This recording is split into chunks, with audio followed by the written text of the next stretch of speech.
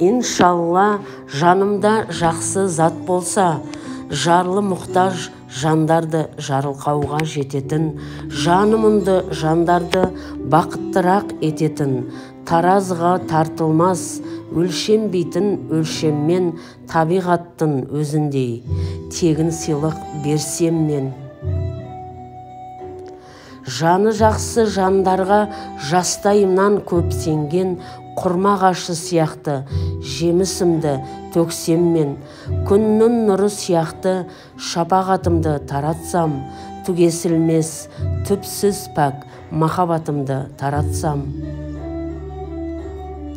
Балалыққа менінде кеткен еді мол есем, балалардың барлығын мейірімге бөлесем, ептілерге ұқсамай, тең құрбыны дос көрсем, ең ақылды патшадай, ел бірлігін ескерсем.